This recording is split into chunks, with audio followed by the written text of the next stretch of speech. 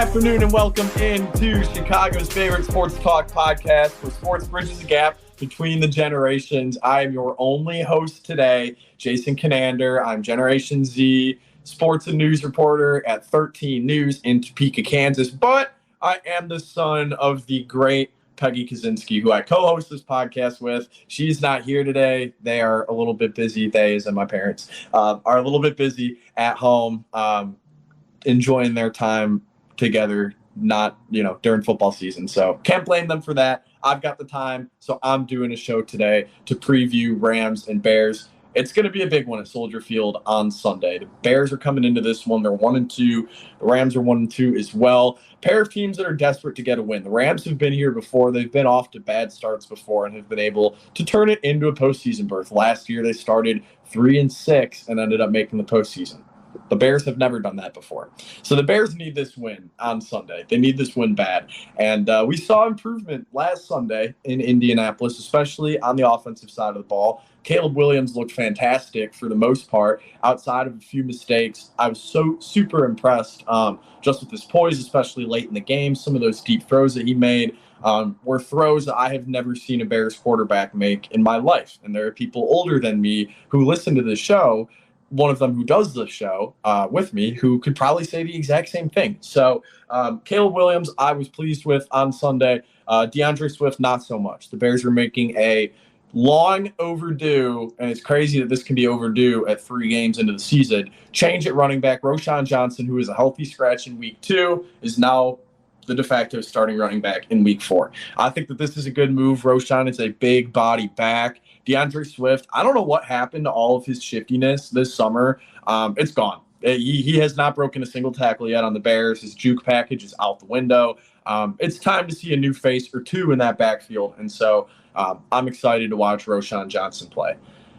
Let's talk about the defense now. The Bears defense was good, maybe not great on Sunday against Indy. I'm going to say that was their worst performance of the 3 games this year. I mean, the defense won them the game in week 1 and then kept them in the game in week 2. And week 3, the mistakes were a little bit more apparent and hurt a little bit more. The defense wasn't able to keep the Bears in the game through the end of it. And they're going to need to be better on Sunday in front of that home crowd, noon kickoff. Soldier Field's going to be packed. Not quite bear weather yet. But, the defense is going to need to make plays on Sunday. That goes without saying. Tyreek Stevenson, I've got my eyes on you. I think that he has been pretty mistake-prone at times this year. But as we saw in the Tennessee game, when he makes a big play, it can change the course of the game and even win you the game. So Tyreek Stevenson is my player to watch on the defensive side of the ball. Also taking a look at the Bears front 7 with Puka Nacua and Cooper Kupp being out for the Rams. Establishing that run game is going to be incredibly important for Matthew Stafford in the offense. And so the Bears can't be run all over like they were last weekend by Jonathan Taylor. And Kyren Williams isn't Jonathan Taylor, but he's still a pretty good running back, 1,000-yard running back. And Bears are going to need to stop him. That'll be the first order of business on the defensive side, considering who else is out for the Rams. But in all, I'm expecting this to be a low-scoring game, a close game. I'm hoping that the Bears can put the ball in Caleb Williams' hands with timeouts late in the game and a chance to win.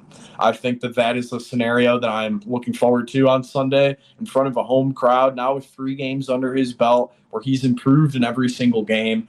I think that this is a situation that could be good for Caleb. This isn't a spectacular Rams defense. There's no more Aaron Donald on that side for the Rams. And so Caleb's going to have the opportunity to scramble out of the pocket, make plays with his legs, make plays with his big arm. And I'm excited to see it happen. So when we get to my prediction segment, I'll make my prediction on the game. But for now, let's take in our guest. Well, to help me talk this upcoming Bears and Rams game this weekend, I figured that I'd bring on a Twitter friend of mine from NBC Sports Los Angeles. Michael Duarte covers the Los Angeles Dodgers, the Los Angeles Rams. I know that you're a little bit busy with baseball at this time of the year, but I figured we could grab you to talk some Bears and some Rams. Michael, how you doing?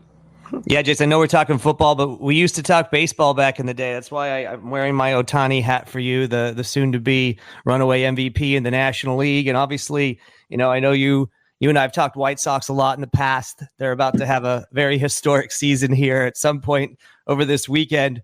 But also happening over this weekend, as you mentioned, something that I'm very excited about is Rams and Bears. And it's not just because it's NFL football. It's not just because it's two interesting 1 and 2 teams going head to head, but it's because my buddy, my fellow USC alum, Caleb Williams, number 1 overall pick in the NFL draft in 2024. Guy I got to cover for a couple years, including his Heisman year at USC, taking the field against the Rams, getting to see him, especially after that rookie passing yard record he set last week against the Colts. This is a matchup I'm excited to see, and thanks for having me on to talk about it. No problem. So let's get right to it, talking about this matchup. As you mentioned, 2 1 and 2 teams, 2 teams that really need a win. The Rams went out and got one against all odds last week. What can you take away from last week's comeback win against the 49ers that can be applied to this weekend's game in Chicago? Yeah, it's interesting. And I'm going to answer your question by going back in time a little bit. I thought that the Rams, even though they had to come from behind, should have won that opening match in Detroit at Ford Field. I know they were banged up. People were dropping in that game like flies. Puka Nacua, knocked out early in that game. That hurts the Rams offense that he was breaking all the rookie receiving records. Talking about rookies records, he was breaking all the rookie receiving records last season, including touchdowns, yards. So to me, I thought most people were like, hey, the Rams hung in there despite all these injuries. I thought, no, you guys had a lead in this game. You guys should have won this game. And the Lions kind of took it from you because it went to overtime and they got the ball and they went straight down and got a touchdown. And the Rams didn't have a chance to counter, but they had many opportunities to get 7 points instead of 3, to get 7 points instead of an interception in the end zone in that game. I thought that was a game they blew. And then that's going to flash forward us to week 3 at SoFi Stadium in their home opener, a game they were down 10 points to the 49ers in the fourth quarter. And I thought they stole that game like Debo stealing the bike in next Friday. I mean, this is something out of a Hollywood script. So I guess it makes sense that the Rams are the ones who win this thing, because that was a game that, if you really look at it, I thought the 49ers blew. I thought the 49ers were going to be kicking themselves because they had this Rams team multiple times out for dead. And that big missed field goal that would have made it a 2-score game. Obviously, the Rams come back and score a touchdown to tie it, letting Xavier Smith take that punt all the way to midfield. Like, so many things the 49ers did. That dropped pass that was would have sealed the game towards the end of the game. A lot of mistakes on the part of the 49ers, in my opinion, that let the Rams steal it. But to your point, Jason, the Rams did steal it, right? So now they're coming in with this wave of momentum, right? Some like a big sigh of relief. We're not 0-3 heading to Chicago, where the Bears have won their last 6 at home. It's what used to be Soldier Field.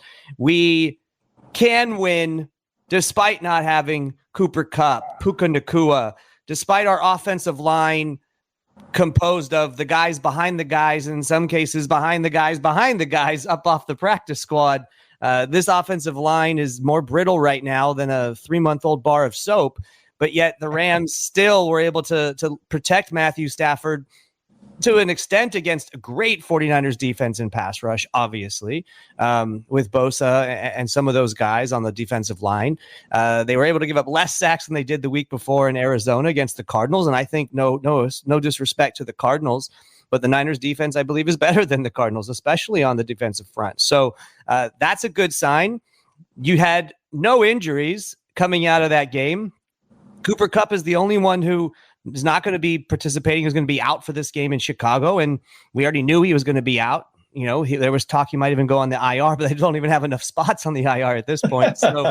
So that's another good sign coming out of it with health. So to answer your question in a long-winded way, yeah, I think if you can ride this momentum, now things don't look as dire, because if you can go up and take a win from a Chicago team that I think is still trying to figure out their identity right now and how they want to play with Caleb Williams, I think Caleb and the offensive coaching staff is learning that he can't just do what he did in college. He can't just run around and create plays with his feet and throw balls on dimes. That, there's a phrase that Mookie Betts from the Dodgers likes to say.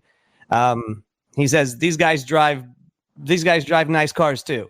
These guys drive Mercedes and Benzes too. Whenever you tip your cap to an opponent who has good players and superstars, and they get it done. So what I think Caleb Williams and the Bears are learning is, at the NFL level, these guys drive cars too. They got nice cars. You go on the defensive line, these are top 10 draft picks. These are guys who are Pro Bowlers, right?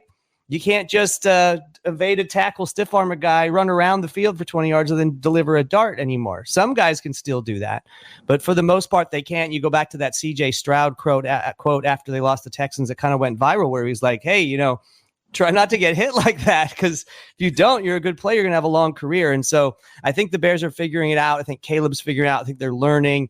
I think it was a good sign to get those passing yards last game and the amount of times they threw the ball for Caleb's confidence compared to the weeks prior. So, yeah, this is a good matchup that I think both teams can come into. But I think the Rams are looking at it like if we can come out of here 2-2, even if we lose, which I think they will in week 5 and fall to 2-3, then you get the bye week and everyone should come back after that. And most people come back and suddenly things look a lot brighter. And don't forget, Jason, this Rams team was 3-6 at their bye week 10, entering week 10 last year. And we're able to go 7-8 down the stretch and make the playoffs. So 2-2 would look a lot better than 1-3. Totally agree there. And with everything that you say, this sounds as close to a must-win as you can have in week 4 for the Rams. They have a quarterback who's won so many must-win games, Matt Stafford, familiar foe for the Bears. How much does he have left in the tank, and how has his game been able to evolve as he's gotten older with the Rams? Yeah, there are guys in this league that watch what Matthew Stafford can do, including what he can do in that week 3 win over the 49ers. And they're on Twitter. These are, veteran receivers and stuff saying, man, I want to go play with that guy. I'm talking about the no-look passes. The great example of Matthew Stafford commanding is first of all, what I would tell any of your listeners who want to kind of see what this matchup with the Bears might look like, or just are huge football fans, right? Watch the final 3 minutes of that Rams 49ers game. It's available. I think NFL.com posted the final 3 minutes. I'm sure it's on YouTube. I'm sure it's on all your socials. Just watch the final 3 minutes of that game. First of all, it's chaos. It's crazy. It's football at its finest. It's what we love about it. But you watch when the 49ers missed the field goal to go up 10, which obviously hurt them, crushed them. It gave the Rams great field position. And next play, Matthew Stafford, play action fake, delivers to Tutu Atwell, a guy you probably never heard of. I promise you he's probably not on many fantasy teams. But this guy gets a 50-yard pass, puts it down to like the 2-yard line. They come down. They're in a pass format.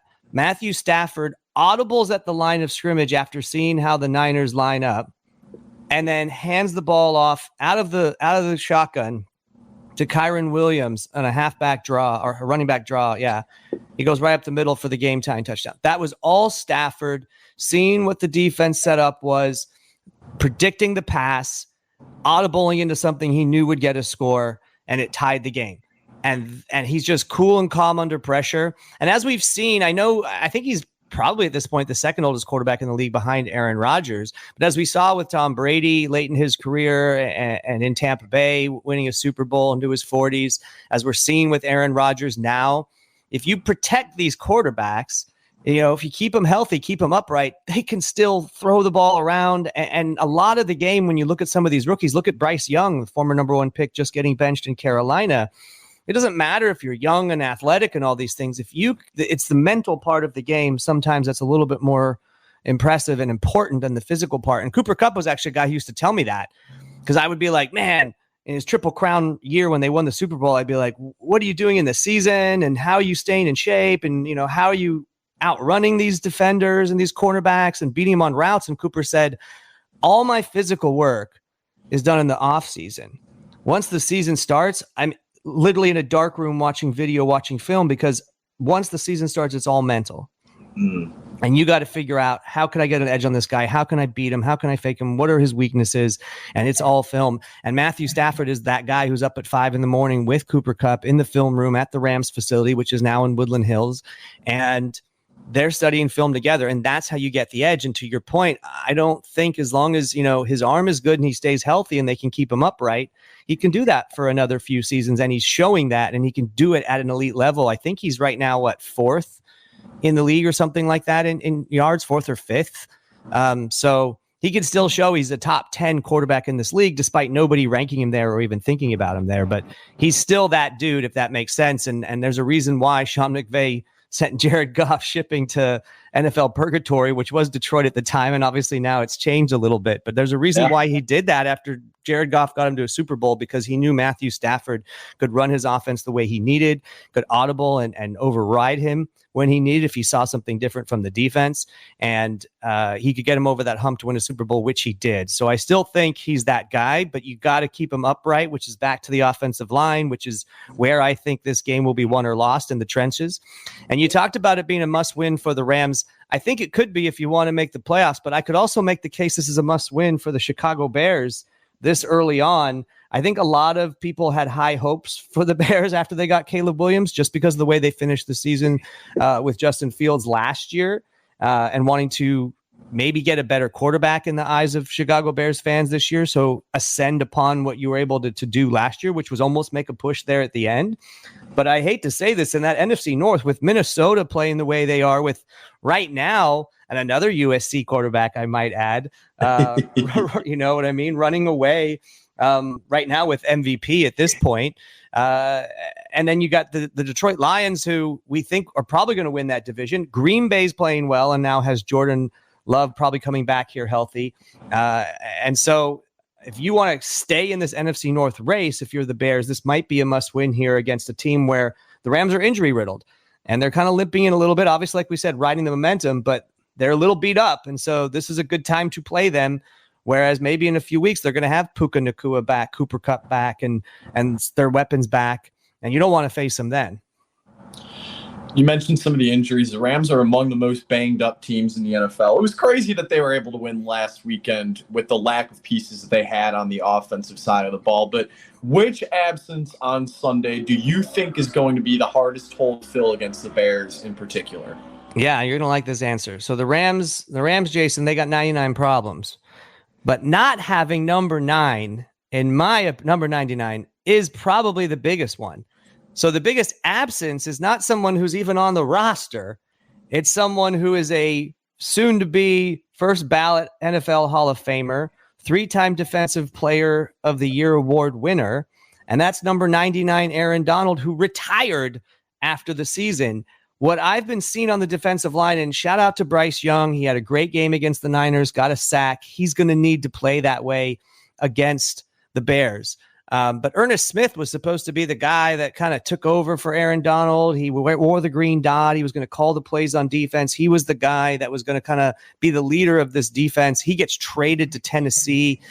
It's been absolutely crazy. But to me, watching that first game against the Lions, watching specifically that game in Arizona when they got the break speed off them 42-10, and then watching some of the time the Niners, what Aaron Donald can do is just unfathomable. We're talking double team, triple teams on the line, allowing other guys to get to the quarterback, put pressure on the quarterback. What he was able to do to his teammates. In fact, Aaron Donald has the all-time sacks record for the Rams in a single season. But Robert Quinn is next because he played alongside Aaron Donald. You know what I mean? It's not Mean Joe Green. It's not Kevin Green. It's not, any of these guys from old. It's Robert Quinn, a forgotten guy, but Bears fans know him well.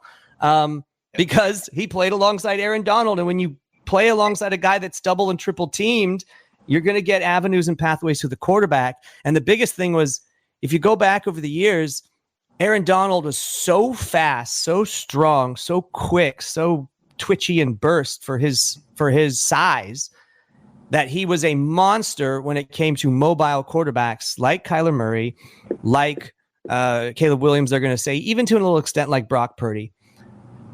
Kyler Murray was able to extend plays with his feet, go off schedule in that victory. That's why they were able to beat the brakes off the Rams. They could not tackle the guy. They could not get him down. He was able to extend the plays, find Marvin Harrison Jr. a couple times, find open guys, and lead to that blowout victory. In the past, Aaron Donald would never let that happen. Aaron Donald was on Kyler Murray like white on rice and had him down within seconds, not allowing him to do that.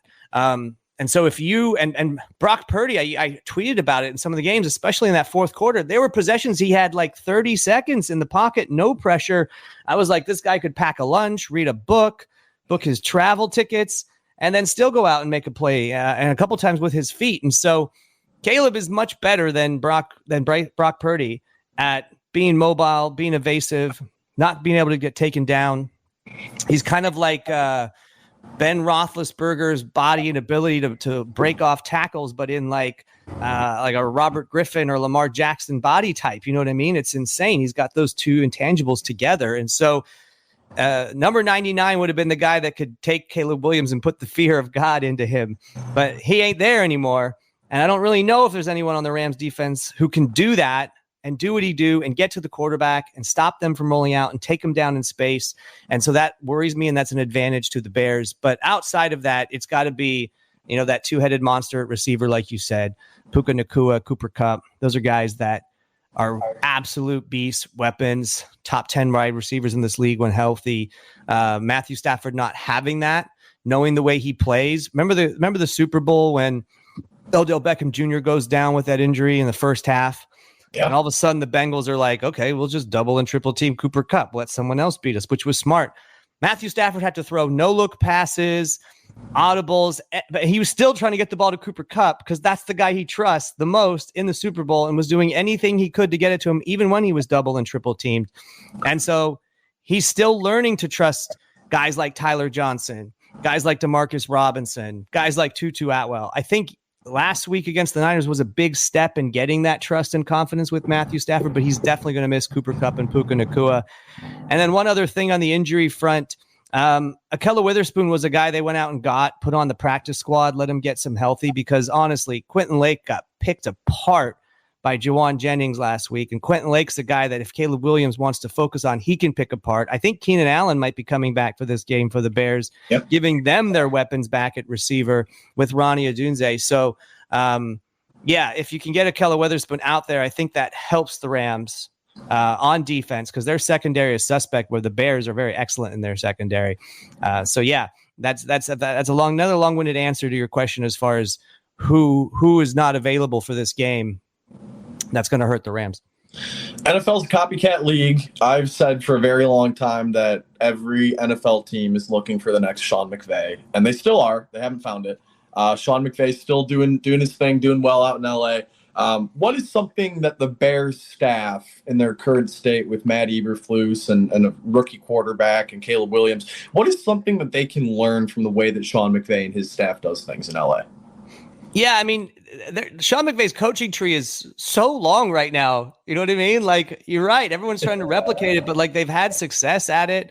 There's a lot of guys in a lot of teams right now, including Kevin O'Connell in Minnesota, who's doing a great job. They're all the Sean McVay copycats. So no one's won the Super Bowl yet. They've gotten to the Super Bowl. Zach Taylor with the Bengals is another one that comes to mind from that coaching tree. Now you can say Raheem Morris in Atlanta is another one from that coaching tree, even though he's more of a defensive guy. There's a lot out there. It'll be interesting to see what can the Bears coaching staff learn from Sean McVay. That's a good question. I think that's that 2022 season after the Super Bowl when they went 5-12, and Sean McVay, admittedly had a horrible year, was thinking about leaving, was thinking about going to the booth. A lot of it was because he didn't handle failure very well. He didn't handle losing very well. He was snapping at guys. Guys in the locker room told me he was always on edge. He was always annoyed. He was mean almost. He wasn't like open and receptive to hearing ideas from other players. And things spiraled very quickly that season. He learned from that. He talked about it. He moved on, and he was able to take a team that had almost no expectations last season, and go 10-7 and make the playoffs, and then come very, very close. Maybe a no penalty on Puka Nacua in the playoffs, which could have been 3 different penalties on one play, from beating the Lions in that wild card round and really turning some heads. And so I think I know we can talk about schematics and X's and O's and some of the plays he draws up. And obviously one thing is that fake punt that he called down 14-0 in the second quarter of this game last week against the 49ers. That to me turned the tide. That to me was something that changed all the momentum in the game, and it hasn't really been talked about in the craziness of that game. But if you punt there and you go down 21-0, that's probably a wrap and you're going to get blown out again. Instead, they were able to go on a long scoring drive, make it 14-7 before the half, and it completely changed everything. So I guess the ability to take risks, which we've seen through the NFL through a couple of weeks. I'm looking at you, Antonio Pierce, with the Raiders, not going for it on fourth down situations, not having the guts to call fake punts and stuff. Sometimes can hurt you. Sean has always been able to take those risks. Sean loves play action passes. And to that point, he's always needed a very good running back to set that up. He had that in Todd Gurley. Then he didn't really have it for a while there with Cam Akers, especially with the injuries, but now he has it again with Kyren Williams. And so if you have a good running back, because this is something I'm looking at you with the Bears, they don't really run the ball the way the Bears of old used to do, especially if you look at the stat line from last week. But Sean can use the run, especially with a guy like Kyren Williams, to set up the pass, to set up the play action pass. And when he has trust in a guy like Matthew Stafford, it opens up his entire playbook. And that's something the Bears can learn, and they can learn from like the humility of a struggle year that Sean McVay had in 2022 to be able to bounce back from that mentally, realize your flaws, realize you're not perfect, even though you were the youngest coach to ever win the Super Bowl in NFL history. Like be humble from those things and learn that you need to be more open. You need to be more kind. You need to be more receptive to other ideas, and you need to go back to having fun with the game. And you can have a good season and a turnaround season like they had last year when they went 10-7. So that's something they can learn. And I'm going to pick upon that real quick. The rushing part, right? The Bears allowed a lot of rushing yards last week. Jonathan Taylor blew through that Bears defensive line like it was a TSA pre-check line, like boom, straight through, right?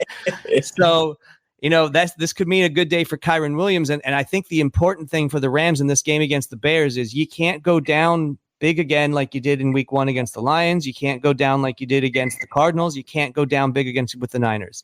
That makes you more one-dimensional.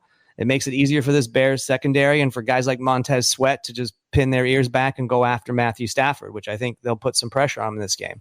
But if the Rams can take a lead early or be right there in a toe-to-toe game, that opens up the entire playbook for them. I think it means Kyren Williams is going to have a good day. I think it means the offense can have a good day, and therefore the Rams can have a good day. So that's a very important key, is to not go down early and try to establish the run early against this kind of Bears defensive line that's suspect for the run, and their offensive line also suspect a little bit. So put pressure on the quarterback. I think this game will be won in the trenches, and I think what happens through the first quarter and what the score will be at the end of one is really important as well. Hanging out with NBC Sports Los Angeles is Michael Duarte, talking a little Bears-Rams ahead of this weekend's game. Michael, last question for you. You're a USC alumni. You covered Caleb Williams the last few years. We knew what Caleb was going to be when he got to USC, but just tell us a story, if you have one, of a moment that you covered, that you saw in person with Caleb, where you were like, okay, this kid's going to be good. The hype is real. Yeah, I'm trying to remember the opponent. I'm pretty sure. I mean, there was at least one every game. But that first season, that Heisman season with Lincoln Riley, the expectations at USC were very low. They exceeded them. Outside of Utah, they were able to beat everybody, which was amazing.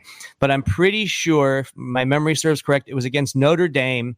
And this was one of those plays we talked about that the Rams need to desperately avoid on Sunday, where it looked like Caleb was taken down for a 5-yard sack. Boop, he spins out of it, runs all the way, maybe like 10 yards to the right, cuts it back in, cuts it left, stiff arm, breaks another tackle, and then runs like 30, 40 yards down the field and finally slides down.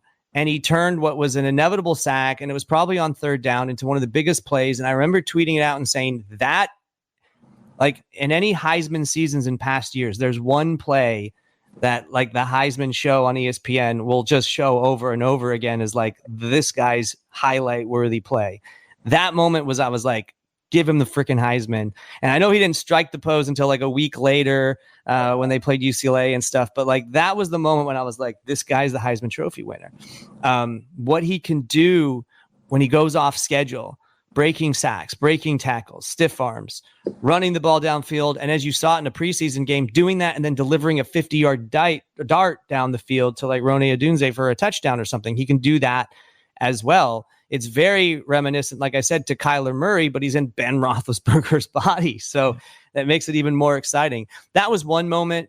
But other than that, his personality, which USC allowed to show. We're talking about the painting the nails, which everyone hated. We're talking about going into his mom's arms after they lost that game to Washington. That was another game, that and the Arizona game before it. This was last season.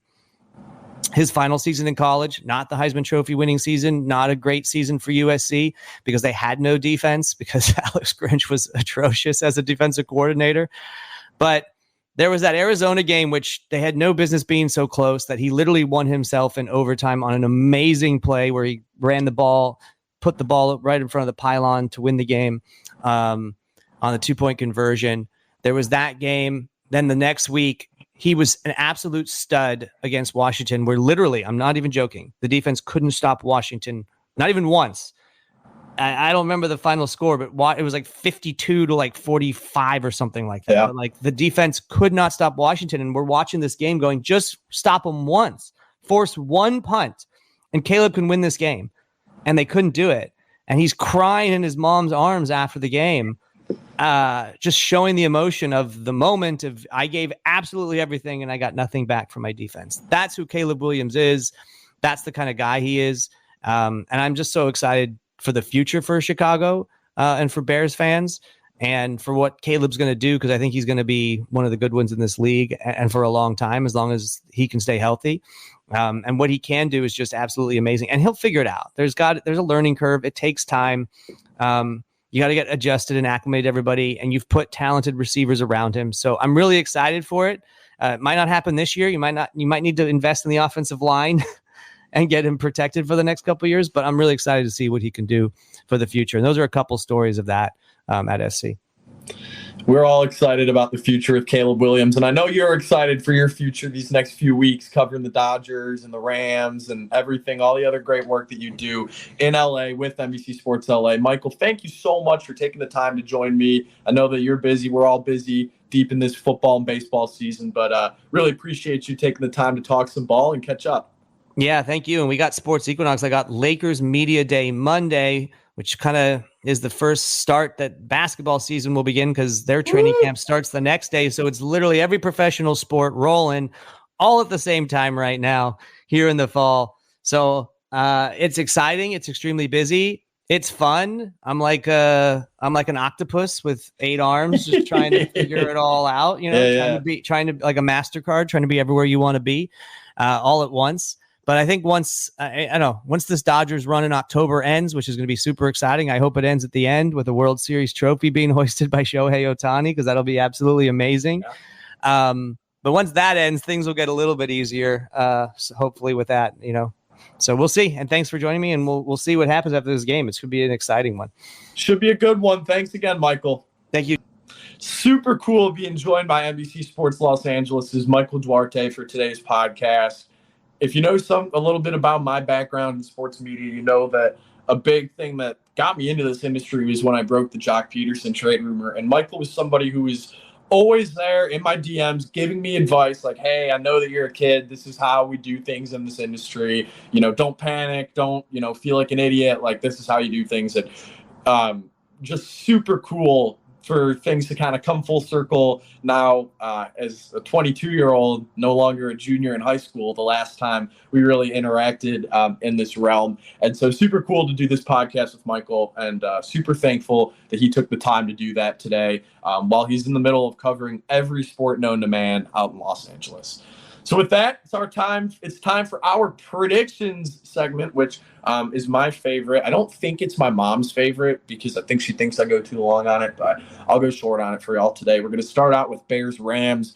I think the Bears are going to bounce back and get a win here. I know that it seems like I always predict a Bears win, but seriously, do we think this team's going to start out 1-3 with the teams on the schedule the first 4 weeks? I don't think so. I think that the Bears are due for a win here. I think Caleb has improved every week. I think he is going to have a clean, turnover-free game against this Rams defense, and I've got the Bears winning a close one on not a last-second field goal or a last-second touchdown, but just a game-winning drive in the fourth quarter. I think that that's a nice lukewarm prediction. Biggest college game of the year is this weekend, too. Georgia, Alabama. I'm super excited for that one. nothing better than college football. This is a hard game to read. I mean, these are two schools who don't really play each other unless they're in the SEC championship. And so to get this game this early in the season is a treat, and I'm really excited about it. I think it's great for football. I'm going with Georgia in this one. They're the home team. Sanford Stadium's going to be buzzing. I don't know how prepared Alabama will be going into a road environment like this without Nick Saban. This is the first time that we're seeing Kalen DeBoer bring the Crimson Tide into a hostile environment against a team just as good, if not better than them. And so I'm going to go with Georgia because I think the Bulldogs are the best team in the country that doesn't wear burnt orange. And I think that home crowd at Sanford Stadium is going to make a really big impact on Saturday night. So there is prediction number 2. Prediction number 3. We have to talk about the Chicago White Sox because any day now, honestly, by the time this podcast is up, they're probably going to have the loss record. And I'll take my final thoughts to talk about that. But my prediction is that Grady Sizemore is going to be brought back as a manager. I think that this is a front office that hasn't learned from their past mistakes. We read in ESPN this week that Jerry Reinsdorf did not do a single interview outside the organization when he hired Chris Getz. We read that Jerry Reinsdorf did not even bring in A.J. Hinch for an informal interview when he hired Tony La Russa. So why should we expect Jerry Reinsdorf to do things the right way this time around? Grady Sizemore is probably deserving of this. We don't know how good of a manager he actually is because of the pieces he's been given on the field this year. He might deserve this. It's just the fact that the White Sox are going to do things the way that they always do things, even though they're about to break the loss record. Frustrating, not surprising, and that's why it's a layup of a third prediction for me. So Grady Sizemore is going to be back as the White Sox manager, whether you like it or not.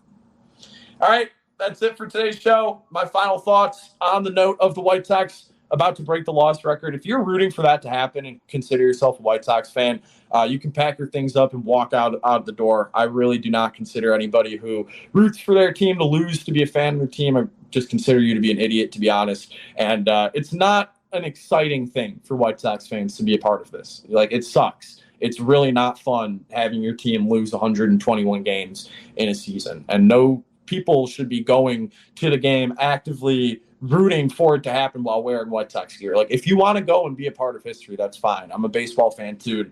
I appreciate that stuff. But, like, don't be sitting there clapping and cheering and acting like we're about to clinch a playoff berth when the White Sox have won 38 games this year. I just think it's embarrassing for the fan base. The team's been embarrassing enough this year. Let's not make the organization as a whole look more embarrassing than it already has to be. So that's all I have to say about it. And I'll be excited for early April, late March for a fresh, clean slate of White Sox baseball. And I will be rooting for them to win.